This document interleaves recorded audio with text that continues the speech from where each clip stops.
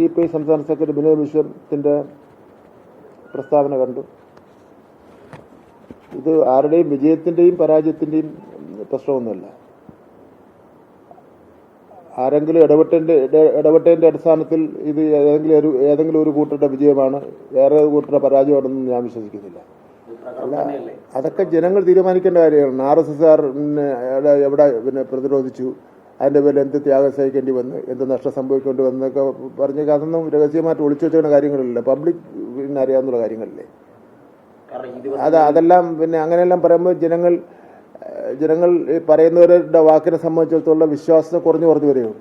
കാരണം ഈ ദിവസങ്ങളിൽ ഈ പ്രതിഷേധങ്ങളൊക്കെ ഉണ്ടായപ്പോഴും അതുപോലെ തന്നെ CPI നേതാക്കളുടെ പരാമർശങ്ങളൊക്കെ ഉണ്ടായപ്പോഴും എല്ലാം ഇതിന് ആധ്വനി അതിലുണ്ടായിരുന്നു. അതായത് CPM ഇതിൽ മൃദുത്വം കാണിക്കുന്നു, CPI കർശന നിലപാടെടുക്കുന്നു എന്ന തരത്തിലേക്ക്.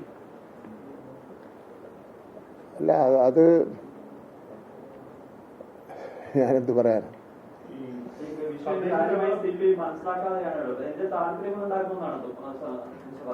ഞാനൊന്നും പറയുന്നില്ല. ഞാൻ അതിന്റെ വസ്തുത പറഞ്ഞാണ്.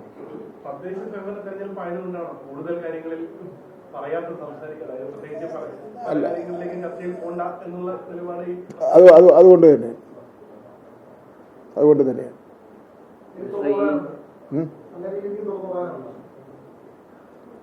അല്ല, ഇന്നലെ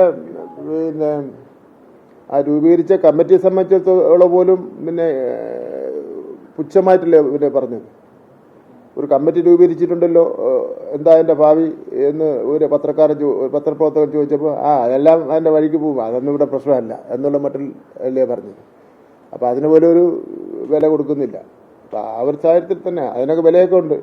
ആ കമ്മിറ്റി കൂടി തീരുമാനിച്ച് കമ്മിറ്റിയിലെ ഭൂരിപക്ഷ അംഗങ്ങളുടെയും അഭിപ്രായങ്ങൾ ഓരോരുത്തരിൽ നിന്ന് എഴുതി വാങ്ങി ഏത് ഭാഗമാണ് ഇതിൽ ഒഴിവാക്കേണ്ടത്, ഇത്തരം കാര്യങ്ങൾ സംബന്ധിച്ച് ഡീറ്റെയിൽഡ് ആയിട്ട് മനസ്സിലാക്കി മുഖ്യമന്ത്രിക്ക് സമർപ്പിക്കും.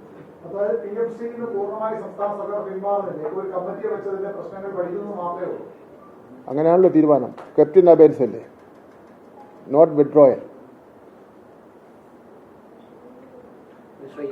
ഫണ്ട് കിട്ടാത്തതിൽ ഉത്തരവാദിത്വം താൻ ഏറ്റെടുക്കേണ്ടവർ ഏറ്റെടുത്തോണമെന്ന് മന്ത്രി പറഞ്ഞല്ലോ. അതിലെല്ലാം അടങ്ങിയിട്ടുണ്ട്.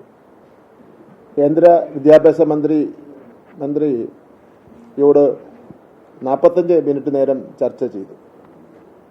കേരളത്തിന്റെ ഫണ്ട് വാങ്ങിയെടുക്കുക എന്നുള്ളത് തന്നെയാണ് അതിന്റെ ലക്ഷ്യമെന്ന് പറയുന്നത്. അതിൽ PMC പദ്ധതി ഫണ്ട് ഒഴികെയുള്ള കാര്യങ്ങളാണ്. PMC പദ്ധതിയുടെ കാര്യം ക്യാബിനറ്റിന്റെ തീരുമാനം കേന്ദ്രമന്ത്രിയെ ഞാൻ നേരിട്ട് അറിയിക്കുകയും ഇന്നലെ രാവിലെ തന്നെ കേന്ദ്രമന്ത്രിക്ക് കത്ത് നൽകുകയും ചെയ്തിട്ടുണ്ട്.